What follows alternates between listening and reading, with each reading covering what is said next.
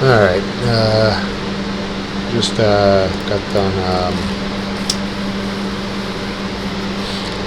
restructuring the German Order battle for 1936.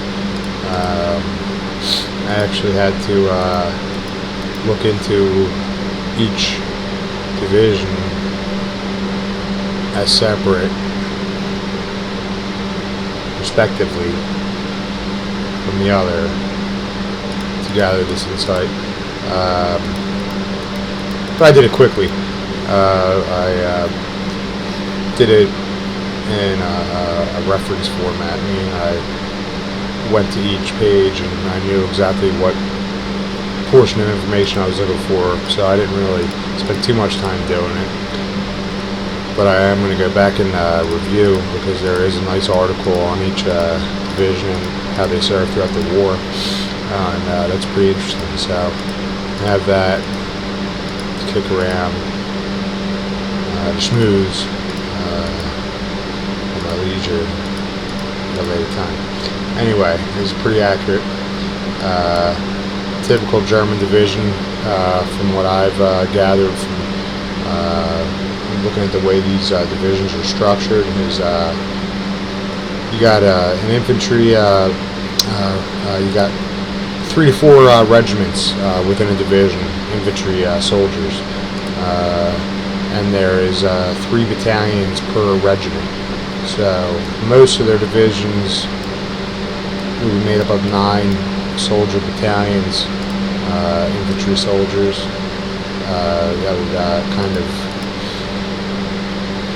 that'll suffice as an accurate balance.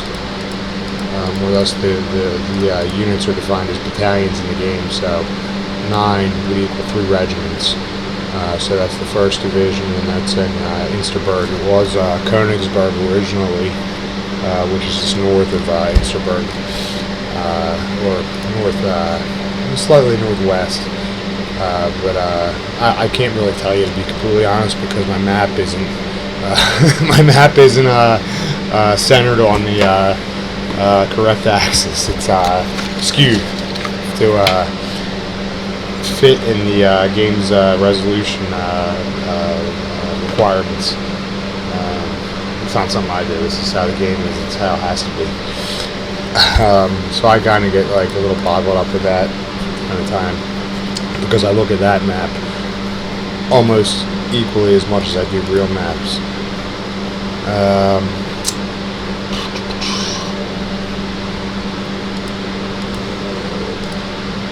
So that would be the 1st Division right there.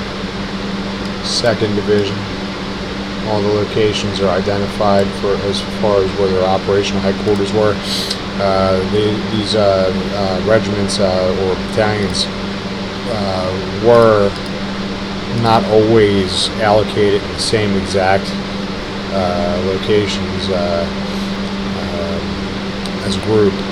In other words, the division might be spread out in a region of 3 towns, garrison that has a garrison of 3 battalions each within close proximity, and their center would be at a specified location. It doesn't really matter.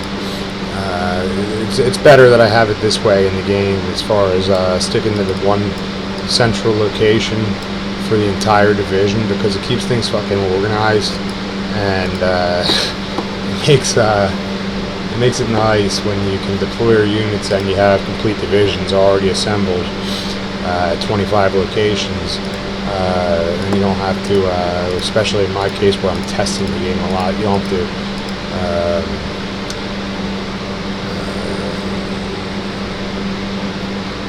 spend huge amounts of time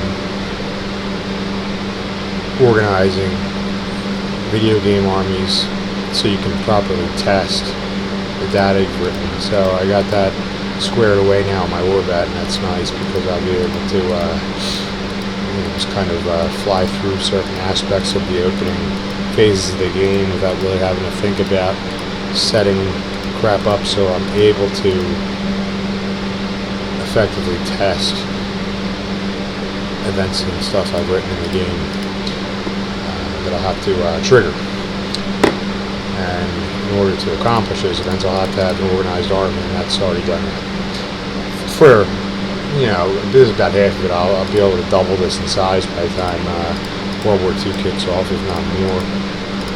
But anyway, we got the 25 divisions that I noted that were active. Most of these divisions were activated either from October 1st, 1934, and a few of them were activated on the 15th of October, 1934, and most of them were active on paper through the end of the war, meaning some of them were completely obliterated at Stalingrad and were restructured. So the division existed as a title on paper, but the actual division was completely destroyed and then re-established in another form. Or, in other cases, like, certain divisions will be split and they'll create panzer divisions and motorized divisions. So this is the simplified startup in regard to what Germany had in 1936. It'll be up to me or the player to expand upon this and make it a more effective fighting force for the game, similar to how it was done in life. And you're going to lose if you play as Germany. I've never won. I've never won a single attempt, and my game just keeps getting more and more detailed and more accurate, and it's becoming harder and harder to pull off alternative outcomes to various events. So I don't foresee. I might be able to beat Russia when I give it a real good go, if before I do their unit file up 100%. If I have mine done 100%, I might be able to pull off a victory in Russia one time, just for myself, for my pride, and win at least once in my own game. Find out. But yeah, that's more or less the way I'm gearing this towards. It's not impossible. It's not set in the data that you can't win as Germany. There's no files in there that will prevent you from winning as Germany. But all I'm doing is gathering insight. I'm reading. I'm expanding my knowledge. I'm implementing that data into the game, and it's reflecting that reality as I play the game, and that's pretty freaking neat, and I like that. It's a pretty interesting and unique challenge. There's not a World War II grand strategy formatted game like this that I can purchase anywhere. This is the best. And that is what I got done on that today. I've got a busy day tomorrow. I'm not going to be able to work on this at all, but I'll be back to it on Sunday.